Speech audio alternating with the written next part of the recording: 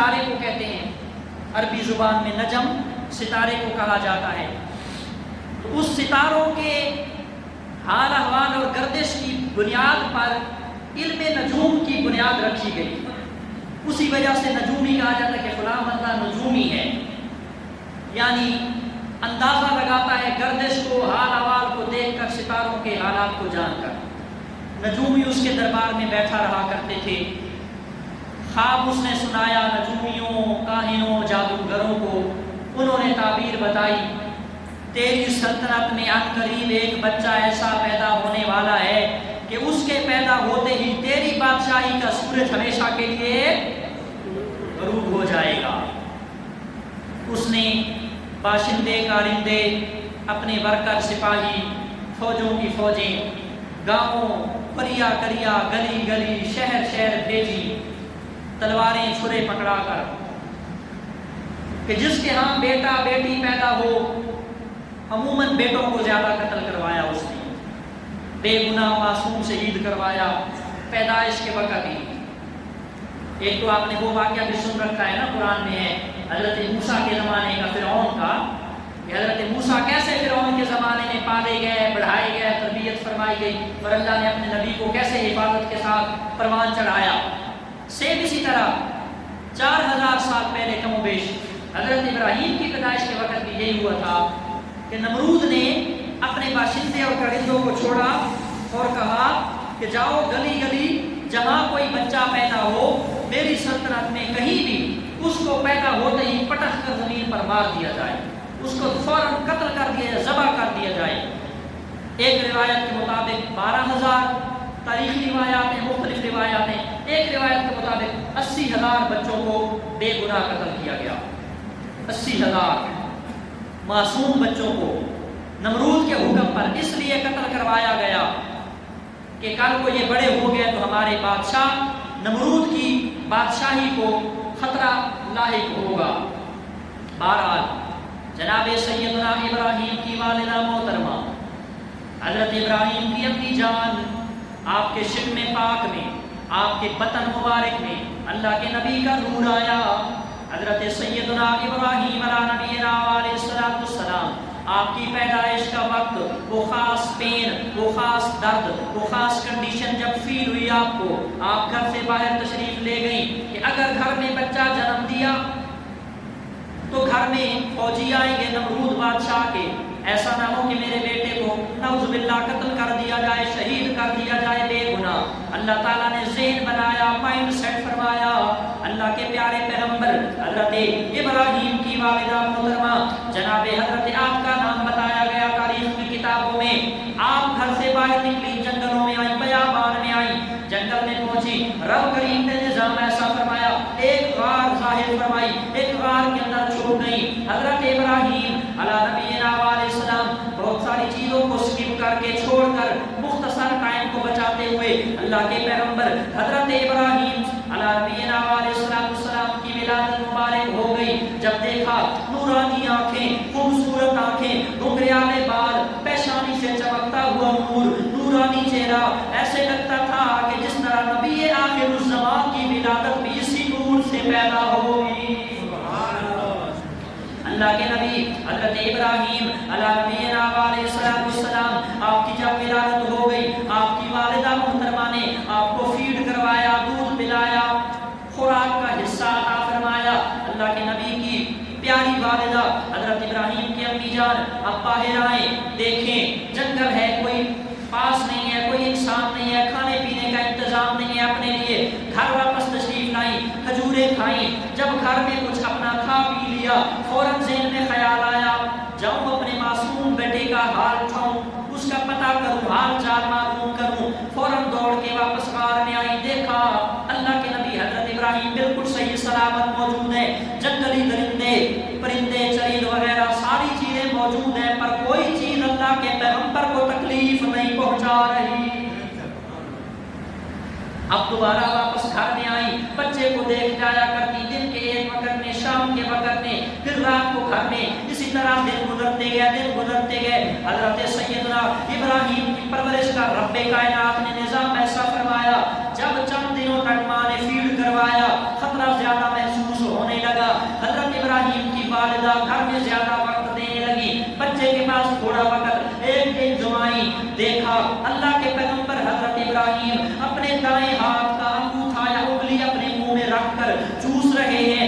آپ نے انگوٹھا یا انگلی کو باہر نکالا، محسوس کیا آپ کے منہ مبارک میں، نبی پیغمبر ابراہیم کے منہ مبارک میں جب انگوٹھا نکالا، انگوٹھے سے خون نہیں نکل رہا، پانی نہیں نکل رہا، اللہ کے کرم سے شہد کی طرح میٹھا دودھ نکل رہا ہے۔ علامہ اقبال کا شعر ہے نا، فانوس بن کے جس کی حفاظت ہوا کرے، وہ شمع کیا بجھے جسے روشن خدا کرے۔ حضرت سیدنا ابراہیم علیہ نبینا وعلیہ الصلوۃ والسلام۔ اچھا آپ فرماتی ہیں کہ جب یہ میرا بیٹا پیدا ہوا، حضرت سیدنا ابراہیم علیہ نبینا وعلیہ الصلوۃ والسلام، تو یہ عام بچوں سے منفرد تھا۔ ایک تو حسن و جمال میں منفرد تھا، اور دوسرا یہ کہ جس طرح عام بچہ ہفتے میں بڑا ہوتا تھا، میرا بیٹا ابراہیم ہفتے میں جتنے عام بچے بڑے ہوتے ہیں، میرا بیٹا ایک دن میں اتنا بڑا ہو جایا کرتا تھا۔ جتنے بیٹے عام بچے مہینے میں جتنے بڑے ہوتے تھے، میرا بیٹا ابراہیم ہفتے میں اتنا بڑا ہو جایا کرتا تھا۔ یہ اللہ تعالیٰ کا ایک نظام تھا، رب کریم کا یہ ایک سسٹم تھا کہ جس کے ذریعے پیغمبر حضرت سیدنا ابراہیم علیہ نبینا علیہ الصلوۃ والسلام نے پرورش فرمائی اور پروان آپ کو چکھایا گیا۔ دن گزرتے گئے، حضرت سیدنا ابراہیم علیہ الصلوۃ والسلام جوان ہو گئے۔ جس آیت سے میں نے سٹارٹ اپ لیا، اپنا خطبہ ارشاد بیان کیا، وَلَقَدْ آتَيْنَا إِبْرَاهِيمَ رُشْدَهُ مِن قَبْلُ وَكُنَّا بِهِ عَالِمِينَ، اور ہم نے عطا فرمائی حضرت ابراہیم کو اپنی نشانیاں اور ان کو ہدایت، رشد، ان کو رہنمائی کا راستہ، سیدھے راہ پر ہم نے ان کو چلایا، اور وَكُنَّا بِهِ عَالِمِينَ، ہم سارے اس انوائرمنٹ سے، سارے اس ماحول سے واقف تھے، ہم سارا کچھ جانتے تھے۔ تو پتہ یہ چلا کہ رب کائنات نے اللہ کے پیغمبر حضرت ابراہیم علیہ السلام کی بھی حفاظت فرمائی، اور نمرود اور نمرودیوں سے ہمیشہ کے لیے بچا کر آپ کو مخصوص انداز میں پروان چڑھایا، آپ کے انگوٹھے سے خوراک کا انتظام فرمایا، اور ظالموں کے ظلم سے ہمیشہ آپ کو بچایا۔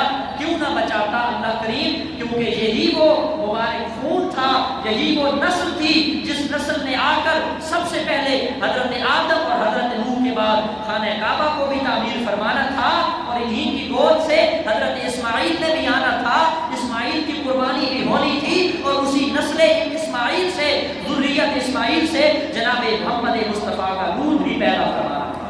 نعرہ تکبیر، نعرہ رسالت، نعرہ غوثیہ، نعرہ ختم نبوت۔ حضرت ابراہیم علیہ السلام کے نور کو اللہ تعالیٰ نے بچانا تھا اپنے محبوب صلی اللہ علیہ وسلم کی آمد کے لیے۔ بہرحال آپ نے بچپن گزارا، جب لڑکپن کی اور جوانی کی دہلیز پہ قدم رکھا تو سورۃ الانبیاء، سورۃ الانعام اور 23ویں پارے کی سورہ صافات، اس میں اللہ کریم نے آپ کے متعلق جو ارشاد فرمایا کہ حضرت ابراہیم نے جب دیکھا کہ قوم میں لوگ جو ہے وہ بتوں کی پوجا کرنے والے موجود ہیں، کوئی کسی کو خدا بنائے بیٹھا ہے، کوئی آٹے کا بت بنائے بیٹھا ہے، کوئی بارش کا خدا تسلیم کیے بیٹھا ہے، اور ہر حضرت انسان اپنی پیشانی ایک بے جان مورتیوں کے سامنے جھکا کر بیٹھا ہے۔ تو اللہ کے نبی نے مناسب معلوم فرمایا کہ اب ان لوگوں کو تبلیغ کرنی چاہیے۔ قرآن کی سورہ انعام میرے سامنے 7واں پارہ 6ٹھی سورت آیت نمبر 74، اگر آپ ایک بار محبت سے سبحان اللہ کہیں تو قرآن پڑھو۔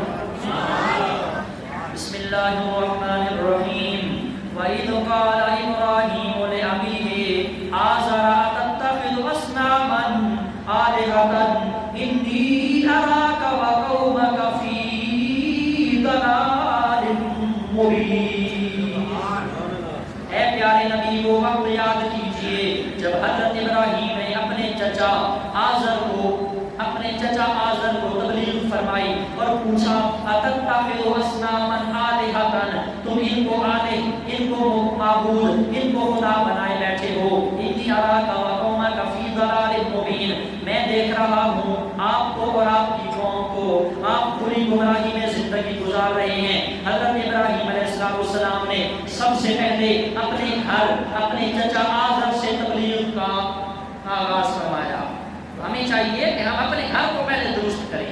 ہم سارے کہتے ہیں نا معاشرہ خراب ہے، معاشرہ خراب ہے، فلاں ہی خراب ہے، فلاں ہی خراب ہے۔ پہلے اپنے آپ کو ٹھیک کر، اپنے گھر کے حال احوال لے، اپنے گھر کو درست کر۔ جب تو اپنے گھر کو درست کرے گا، میں اپنے گھر کو درست کروں گا، یہ سب اپنے اپنے گھر کو درست کریں گے تو کیا خیال ہے معاشرہ خود بخود ٹھیک ہوگا کہ نہیں؟ بولے نا۔ اللہ کے نبی کی تعلیمات یہی ہیں کہ توحید کا پیغام بسترے بوریاں اٹھانے سے پہلے اپنے گھر سے شروع کریں اور اپنے گھر میں آ کر لوگوں کو تبلیغ کریں، واعظ و نصیحت کریں۔ جب اپنے گھر والے درست ہو جائیں اس کے بعد بے شک ان کو تعلیمات دی جائیں۔ آپ نے قوم کو ہدایت کا رستہ دکھانا چاہا اور کہا کہ تم بتوں کی پوجا کرتے ہو، تم تو گمراہی میں ہو۔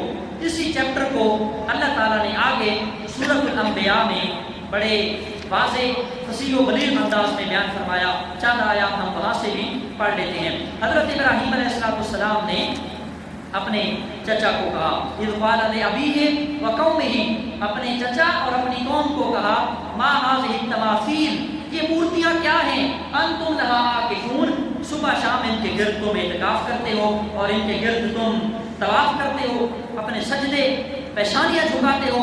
قالوا، انہوں نے کہا، وجدنا آباءنا لہا عابدین، ابراہیم اسی آپے نہیں کر دے، اسی اپنے بڑیاں نو دیکھتے آئے، بزرگاں اپنے پیو دادا نو دیکھتے آئے، انہوں نے ساری زندگی اپنا متھا رگڑیا تے ٹیکیا انہاں دے سامنے۔ قالوا وجدنا آباءنا لہا عابدین قال لقد كنتم انتم آباؤکم فی ضلال مبین، ابراہیم نے فرمایا بے شک تم بھی، تمہارے باپ دادا آبا و اجداد سارے کے سارے کھلی گمراہی میں ہیں۔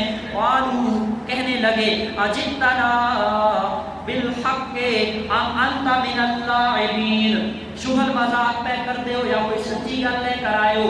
حضرت ابراہیم کو قوم والے، آپ کے چچا لوگ کہنے لگے، کوئی سچ بات بتانے آئے ہو، کوئی حق کا پیغام لے کر آئے ہو یا ہمیں مذاق کا نشانہ بنا رہے ہو؟ قالا، حضرت ابراہیم نے کہا، اے پیارے چچا اور اے میرے قوم والو، تم سارے گمراہ، تمہاری قوم گمراہ، تمہارے یہ معبودان باطلہ جھوٹے خدا یہ سارے گمراہ، تم بھی گمراہ، تم سارے دوزخی بن جاؤ گے اگر تم نے پوجا پاٹ نہ چھوڑی۔ قالا، ابراہیم نے جواب دیا، پر ربکم رب السماوات والارض، لوگو آؤ میں تمہیں ایک خدا بتاتا ہوں جس نے آسمانوں کو بھی پیدا فرمایا، زمینوں کو بھی پیدا فرمایا، الذی فطرہن وانا علی ذالکم من الشاہدین۔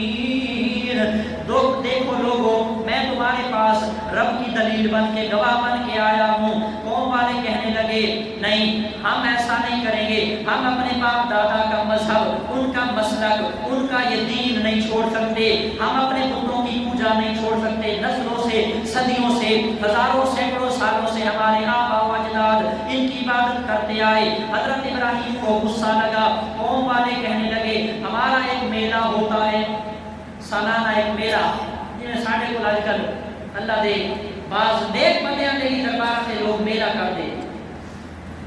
کچھ تو ہے نا کہ وہ اللہ کا ولی ہے ہی نہیں، ویسے بس میلہ شغل، فلانا میلہ، مائی کا میلہ تے فلانا، اللہ جانے نیک ہون گے، کچھ واقعی نیک ہیں اور ان پہ پہلے کوئی قرآن خوانی ہوا کرتی تھی، آج کل میلے سجائے جاتے ہیں اور پتہ نہیں لکیرانی اور پتہ نہیں کیا کیا گل کھلائے جاتے ہیں۔ اللہ ہی محافظ ہے آپ اس قوم کا۔ ان بت پرستوں کا بھی ایک میلہ ہوا کرتا تھا، آپ کو دعوت دی۔ اسی چیپٹر کو پھر آگے ہم پڑھتے ہیں 17ویں پارے کے بعد 23ویں پارے میں، سورہ یاسین کے بعد سورہ صافات میں، اس میں بھی اسی چیز کو اللہ تعالیٰ نے بڑے واضح اور کلیئر انداز میں بیان فرمایا۔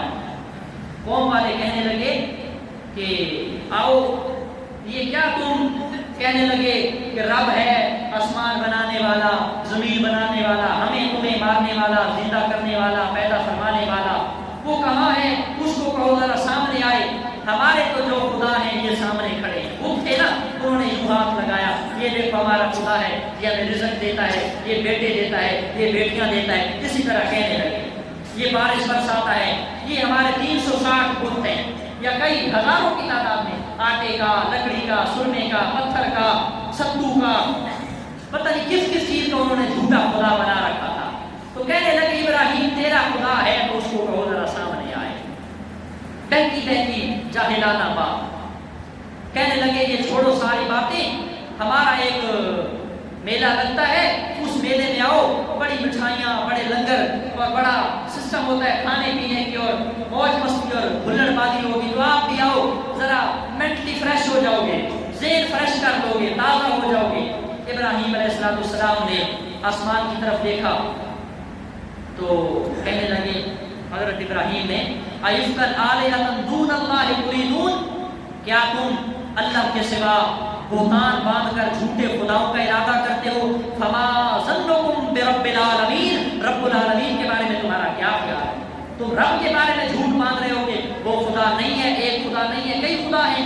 فنظر نظرۃ فی النجوم، آپ نے آسمانوں کی طرف دیکھا، ستاروں کی طرف آنکھ اٹھائی، فقال انی سقیم، کہا میری طبیعت ناساز ہے، میرا مزاج ٹھیک نہیں ہے، میں بیمار ہوں، میں تمہارے ساتھ میلے میں نہیں جا سکتا۔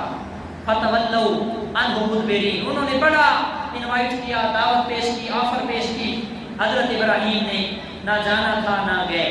اللہ والے جو ہوتے ہیں نا وہ بے حیائی کے اڈوں کی طرف بولو، تبلیغ ہماری یہی ہے کہ اگر کوئی واقعی اللہ والوں کا ڈیرا ہے، وہاں کوئی قرآن و حدیث کی تعلیم دی جاتی ہے، کوئی قرآن و حدیث پڑھا جاتا ہے تو جاؤ، لیکن اللہ والا ہو اور اللہ والوں کے ڈیرے پر ناچ گانے اور ڈھول بجائے جائے تو یہ کتنی شرم والی بات ہے۔ اور اگر وہ مزار یا وہ دربار اللہ والوں کا ہی نہ ہو، ویسے کوئی بے حیائی کا اڈا ہو، کوئی ہوٹل ہو یا کوئی فوش اور بے حیائی برائی کا اڈا ہو، تو پھر مومن ہو اور وہاں جائے، اپنی عصمت اور عزت کی پامالی کر کے آئے، کلمہ نبی کا پڑھتا ہو، یہ بات بالکل مناسب نہیں ہے۔ کیونکہ مقصد صرف واقعات سنانا نہیں ہوتا، مقصد تو معاشرے کی تبلیغ بھی کرنا ہے نا، آپ لوگوں کی اور اپنی اصلاح بھی تو میں نے کرنی ہے۔ تو ہمیشہ ایسے بے حیائی اور برائی کے اڈوں اور بازاروں کا رخ نہ کیا کریں، بلکہ اللہ رسول کے دین کی طرف ہمیشہ اپنے آپ کو گھوڑا کریں۔ آپ نے کہا میں نہیں آ سکتا، انہوں نے بڑا زور لگایا، دل لگایا، فتولوا عنہ مدبرین، شرمندہ ہو کر چلے گئے کہ بھئی یہ ہمارے ٹریپ میں پھنسنے والا، یہ ساڑھے جال پھنسنے والا نہیں۔ فراغ الی آلہتہم فقال الا تأکلون، میلے پہ جب جاتے تھے نا، مٹھائیاں اور اچھی اچھی چیزیں سویٹ بنا کر، تھالوں کے تھال، برفیوں کے، مٹھائیوں کی پلیٹیں اپنے بتوں کے سامنے رکھتے تھے۔ جب ساری قوم، مرد، بوڑھے، عورت، بچے، چھوٹے، نوجوان سارے چلے گئے میلے پر، آپ آئے ان کے استخانے میں، بت خانے میں آئے، دیکھا مٹھائیوں کے تھال پڑے ہیں، تو آپ نے ان بتوں سے کہا فقال الا تأکلون، کیا ہو گیا، کھاتے کیوں نہیں ہو؟ اتنی مٹھائیاں پڑی ہیں، کھاتے کیوں نہیں ہو؟ یعنی ازراہ تفنن، ازراہ تمسخر، ان کی بے بسی پر، ان کے بے اختیار ہونے پر ہنس کر کہا ابراہیم نے بتوں سے کھاتے کیوں نہیں ہو؟ خاموش تھے بت جو تھے۔ آپ ان دیواروں سے یا ستونوں سے کہیں کہ بولتے کیوں نہیں ہو یا چلتے پھرتے اور کھاتے کیوں نہیں ہو، تو جواب آئے گا، قیامت تو قائم ہو سکتی ہے پر جواب نہیں آئے گا، نہ آنا تھا نہ آیا۔ اللہ کے نبی حضرت پیغمبر ابراہیم علیہ علیہ السلام نے پہلی ضرب ماری، فرمایا کیا ہو گیا، اتنے کھانے پڑے ہیں، تمہارے عبادت کرنے والے، پوجا پاٹ کرنے والے، اپنی پیشانیوں کو صبح شام تمہارے سامنے جھکانے والے، انہوں نے اتنے طرح طرح کے مٹھائیوں کے تھال رکھے، کھاتے کیوں نہیں ہو؟ انہوں نے نہ کھانا تھا نہ کھایا۔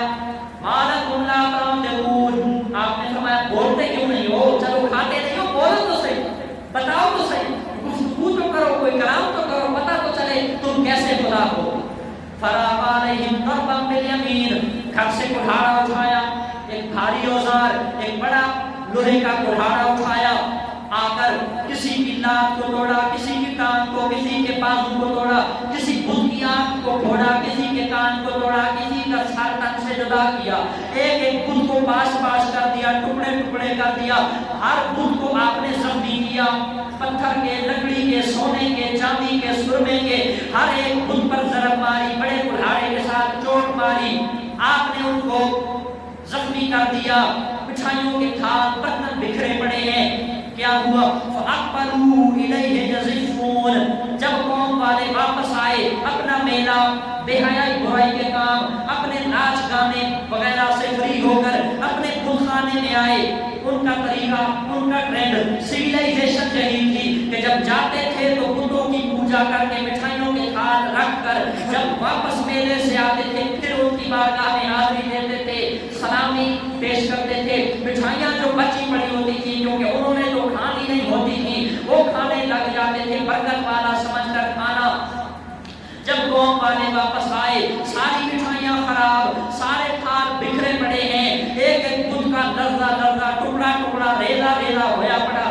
آپ نے حضرت ابراہیم علیہ السلام نے بڑا کلہاڑا بڑے بت کے گدے پہ رکھ دیا. آپ وہاں سے نکل گئے. جب قوم والے پہنچے قال فاقبلوا الیہ یزفون، میلے سے واپسی پر دوڑتے ہوئے اپنے پاس بتوں کے پاس آئے. دیکھا کہ کہنے لگے ان بتوں کے ساتھ یہ سلوک کس نے کیا؟ سورہ انبیاء میں، سورہ صافات میں اور اسی طرح سورہ انعام میں اس سارے معاملات کو اللہ رب العزت نے بڑا کھول کر بیان فرمایا. حضرت ابراہیم علیہ نبینا وعلیہ السلام جب قوم والے آئے دیکھا سارے ٹکڑے ٹکڑے پڑے ہوئے ہیں. پوچھنے لگے ایک دوسرے سے، آئے برباد ہو گئے، ساڑھے خداوند نے یہ سلوک ہے کیتا، کس کیتا سلوک ہے؟ اب وہ بھوک تھے، بھوکوں نے تو جواب دینا کوئی نہیں تھا، ان میں سے تو بندہ تھا کوئی نہیں، ساری قوم دور گئی تھی، حیائی رہتے تھے. ہوں ایک دوسرے پریشان ہو کے دیکھا، ایک بندہ بولا لگ گیا فتح یذکر یقال له ابراہیم، میں ایک نوجوان کو جاننا جہدا نام ہے ابراہیم، وہ ساڑھے بتاں نہ خداوند برا بلا کہتا رہتا ہے، انہوں ذرا جا کے بلاؤ پتہ کرو. بادشاہ وقت ظالم جابر متکبر منافق نمرود کی بارگاہ میں یہ خبر دی گئی کہ ہمارے بتوں کے ساتھ یہ معاملہ ہوا. یہ سارا ماحول سچویشن، اور ہمیں شک ہے کہ ابراہیم نے یہ سارا کچھ کیا ہوگا کیونکہ وہی مخالف ہے، باقی ساری قوم تو ان کے سامنے اپنے سروں کو جھکائے ہوئے ہیں. تو انہوں نے کہا، نمرود نے کہا جاؤ پکڑ کر لاؤ میری بارگاہ کی عدالت میں. حضرت ابراہیم کو لایا گیا، پوچھا گیا اے ابراہیم ذرا بتاؤ تو یہ ہمارے بتوں کے ساتھ معاملہ کس نے کیا؟ کون ہے جو ہمارے بتوں کے ساتھ اتنا بدسلوکی کرے، ہمارے خداؤں کے ساتھ اس نے اتنی غلط جو ہے وہ رویہ اختیار کیا کہ ایک ایک کو توڑ ڈالا. حضرت ابراہیم علیہ السلام نے فرمایا مجھے کیا پتا، آپ کو پتا ہوگا، آپ کے خدا ہیں، پوچھ لو ان سے اگر یہ گفتگو کرتے ہیں تو. اب اللہ کے نبی نے ایک تو ضرب ماری اور ایک ان کی دل کے اوپر چوٹ ماری، چوٹ لگائی اور کہا کہ اگر تمہارے خدا ہیں، تمہاری حاجتیں پوری کرتے ہیں نا، تمہاری مشکلیں ڈالتے ہیں تو پوچھو پھر ان سے، بولتے ہیں تو ان سے پوچھ لو، یہ تمہیں بتا دیں گے کہ ہمارے ساتھ یہ سلوک کس نے کیا. اب وہ تو بہت تھے، انہوں نے نہ بتانا تھا، وہ ایک دوسرے کی طرف دیکھنے لگے حیران ہو کر. شوکنگ بات، امیزنگ بات کہ کبھی ایسا واقعہ پیش نہیں ہوا، کبھی کسی نے آنکھوں میں آنکھیں ڈال کر یوں بات نہیں کی. لیکن جو توحید کا داعی ہوتا ہے، جو حق کو سچ کا پیغمبر ہوتا ہے، وہ کبھی کسی کی باتوں میں آنے والا یا ڈرنے والا نہیں ہوتا. وہ ڈنڈے کی چوٹ پہ سب کو کہتا ہے کہ تم برے ہو، تم غلط ہو، تم ٹھیک ہو، تم رائٹ وے پہ ہو، تم رانگ وے پہ ہو. اللہ کے نبی نے کہا پوچھ لو اگر یہ باتیں کرتے ہیں. اچھا وہ شرمندہ ہوئے تو کہنے لگے اچھا پھر ایسا کرو، اگر یہ نہیں بولتے تو یہ جو بڑا ہے سب سے، جس سے اسلحہ برآمد ہوا، جس کے کندھے پہ کلہاڑا ہے، اس سے پوچھ لو نا، اس نے کیا ہوگا. پھر کیوں؟ کیونکہ یہ سب سے بڑا ہے، یہ اس کی بات نہیں مانتے ہوں گے، تو اس نے غصے میں آ کر سب کو ٹکڑے ٹکڑے کر دیا ہوگا. شرمندہ ہونے لگے کہ بھائی بڑا بھی تو بولتا، جی میں دوسری نہیں بولتی، ذرا اسی کو تو سبحان اللہ، بڑا بھی تو بولتا نہیں ہے تو اب اس سے کیا پوچھیں. آپ نے فرمایا کہ بھائی جس سے اسلحہ برآمد ہو نا، موقع پہ پکڑا وہی جاتا ہے، وہی مجرم شمار ہوتا ہے، اسی کو عدالت کے پہرے میں لائے جاتے، اس کو نہ اس سے پوچھو، اسلحہ برآمد ہو اس سے، اس کے کندھے سے کلہاڑا نکلا، لہٰذا اس سے پوچھ لو. شرمندہ ہو کر کہنے لگے ابراہیم تمہیں پتہ ہے نا یہ بولتے تو ہیں، تمہیں پتہ ہے یہ بولتے تو نہیں ہے. تو آپ نے پھر ضرب لگائی اور چوٹ لگا کر کہا اے خدا کے بندو، یہی تو میں تمہیں سمجھانے آیا تھا کہ جو بولتے نہیں ہیں، جو اپنا ڈیفینس نہیں کر سکتے، اپنا تحفظ نہیں کر سکتے، جو کھاتے پیتے نہیں ہیں، وہ لوگوں کی مشکلیں کیسے حل کر سکتے ہیں؟ لہذا چھوڑ دو ان جھوٹے خداؤں کو، آؤ میں تمہیں ایک سچے خدا کی ذات کا پتہ بتاتا ہوں۔ اس ذات نے تمہیں بھی پیدا فرمایا، مجھے بھی پیدا فرمایا، زمین و آسمانوں کو بھی پیدا فرمایا، پورے جہان کا مشکل کشا بھی وہی ہے۔ حاجت نعرہ تکبیر، نعرہ رسالت، نعرہ حیدری، نعرہ ختم نبوت۔ کیا فرمایا کہ پوری کائنات کا حاجت روا بھی وہی خدا ہے اور مشکل کشا بھی وہی خدا ہے، لہذا چھوڑ دو ان باطل خداؤں کی پوجا پاٹ کو اور ان کے سامنے اپنی زمین نیاز کو چھوڑ دو، کیونکہ یہ خدا نہیں ہے جو اپنے نفع نقصان کے مالک نہیں ہے، جو تمہیں کیا نفع دیں گے، کیا تمہاری بات کو سنیں گے اور تمہاری حاجت روائی اور مشکل کشائی کریں گے، جن کو اپنے وجود کا تحفظ کا بھی پاس نہیں ہے، بتا نہیں سکتے کچھ، بول نہیں سکتے کچھ، تو پھر وہ تمہاری حاجتیں کیسے پوری کریں گے؟ حضرت سیدنا ابراہیم علیہ السلام نے اس وقت قوم کے لوگوں کو چند ایک تھے جو خوش نصیب تھے، جنہوں نے آپ کی دعوت پر لبیک کہا اور آپ کو جو ہے وہ مانا، وگرنہ تو آپ کو سزا دی گئی۔ نمرود نے کہا، کیونکہ اصول یہی ہے، دنیا کا قاعدہ کلیہ یا رول یہی ہے کہ بندے کے پاس علم ہو تو بندہ علمی دلائل دیتا ہے، ریفرنس کے ساتھ، سولڈ ایویڈنس کے ساتھ بات کرتا ہے، لیکن جب علم نہ ہو، دلائل نہ ہو تو بندہ کس پہ آتا ہے؟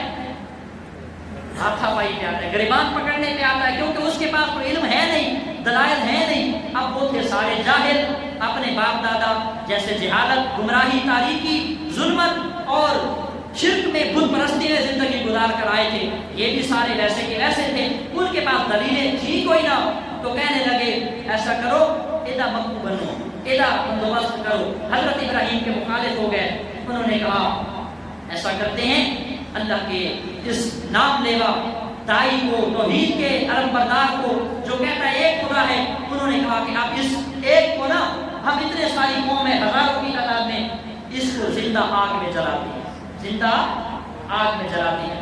لوگوں نے، بچوں نے، عورتوں نے، بوڑھوں نے، بزرگوں نے، بالغوں نے، نابالغوں نے، سب نے، سارے لوگوں نے لکڑیاں جمع کرنا شروع کر دی۔ ایک کلا، ایک مطلب کوئی بلڈنگ سی، اس میں لکڑیاں جمع ہونے لگ گئیں۔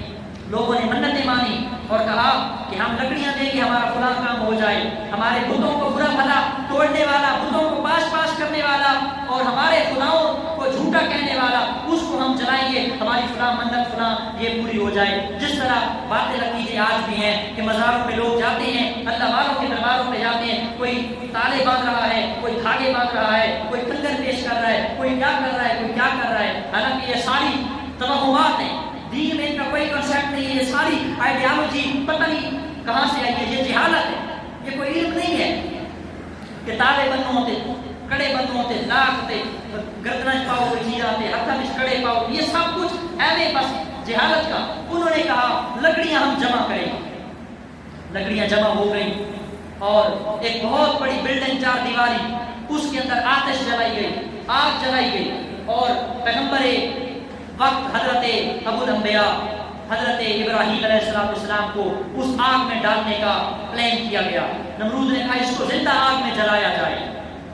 اب جب سارے لوگوں نے لکڑیاں جمع شروع کر دی، کہتے ہیں تقریباً 40 دن تک لکڑیاں جمع ہوتی رہیں، اور ایک روایت کے 3 مہینے تک، 3 مہینے تک لکڑیاں جمع ہوتی رہیں، یا 40 دن تک لکڑیاں جمع ہوتی رہیں، اوپر تیل کا چھڑکاؤ کیا گیا اور پھر آگ جلائی گئی، اور پھر کہتے ہیں تقریباً 40 دن یا 12 دن تک آگ کا الاؤ، وہ مطلب ہے شعلہ، اس کی ہیٹ، اس کو مزید جلایا گیا تاکہ صحیح تپش میں آ جائے، ساری لکڑیاں جل جائیں۔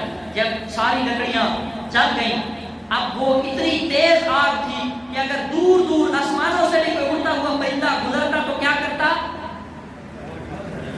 اس آگ کی تپش، اس کی ہیٹ، اس کی حدت و حرارت اتنی تھی، اس کی تپش اتنی تھی کہ وہ اڑتا ہوا پرندہ گر کر اس آگ کے اندر بھونا جاتا تھا، کوئلہ بن جاتا تھا، اتنی زیادہ آگ۔ اب اس کے قریب کون جائے ڈالنے کے لیے؟ اس کے اندر بھی تو ڈالنا تھا۔ شیطان انسانی شکل میں آیا، اس نے پلان دیا، مشورہ دیا، سجیشن پیش کی کہ 1-2 بڑے پتھر ہوں، ان पत्थरों को बांधा जाए, उनमें झूला लटकाया जाए और झूले पे उस पैगंबर इब्राहिम को बिठाया जाए और उसके अंदर बिठाकर धक्का दे दिया जाए।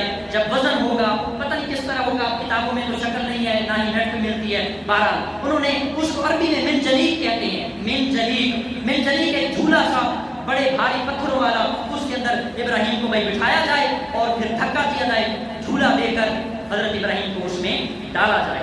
अब ये सारी तदबीरें कर रहे थे, लेकिन रब्बे कायनात ने फरमाया फरमाया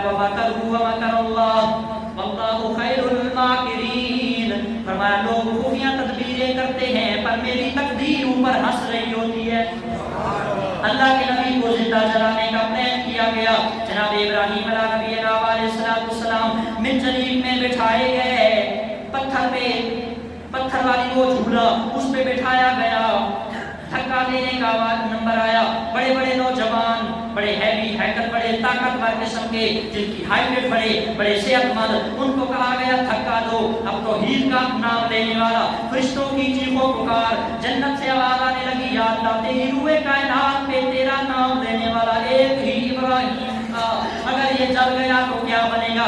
रब्बे कायनात ने जवाब दिया, ऐ मेरे फरिश्तों, ऐ जन्नत के हूरो गिलमान, परेशान नहीं होना, जो मेरा नाम लेता है दुनिया सारी की सारी जोर लगा ले, फानूस बन के जिसकी हिफाजत हवा करे, वो शम्मा क्या बुझे जिसे रोशन खुदा करे।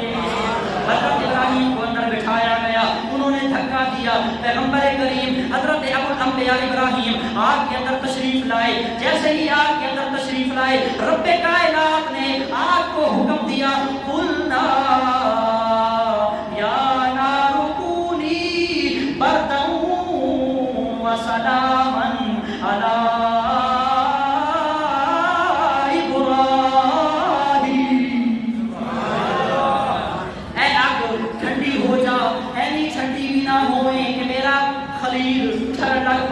सर्दी महसूस करे।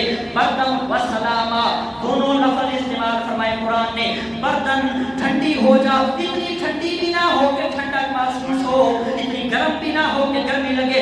बर्दन व सलामा नॉर्मल माहौल, नॉर्मल टेम्परेचर, फरमाया बर्दन व सलामा सलामती वाली ठंडी हो जा। आग के ऊपर अल्लाह ने हुक्म फरमाया। हजरत इब्राहिम आग के अंदर तशरीफ लाए, फरिश्तों ने फूल पेश फरमाए, जन्नत की हूरों ने इस्तकबाल फरमाया, जन्नत से पानी मंगवाया गया, नूर का तकिया लगाया गया, अल्लाह के नबी को आराम से ऊपर लिटाया गया। अल्लाह के नबी आग के अंदर पहुंचे, आग पर आग का कोई असर नहीं हुआ। रिवायात में आता है अल्लाह के नबी हजरत पैगंबर इब्राहिम जब आ रहे थे, रब्बे कायनात की तरफ से जिब्रील आए और आकर कहा, या इब्राहिमो अम्मा हाजत इलैका, अगर कोई हाजत कोई जरूरत है। आपने फरमाया, ए जिब्रीलो हाजती इलैहि रब्बी इल्मुहु बिहाली अनसुवाली, मेरा रब मैनू जिस हाल विच रखे मैं राजियां, मैं अपनी हर हाजत अपने अल्लाह को मंगदा वां। मेरा रब अगर मैनू अज जलाल ते राजी है, इब्राहिम अज जब जान ते राजी है। इंशाअल्लाह जिंदगी बाकी किसी मौजूद को अगले जुमे में चलाएंगे। अल्लाह ताला हजरत इब्राहिम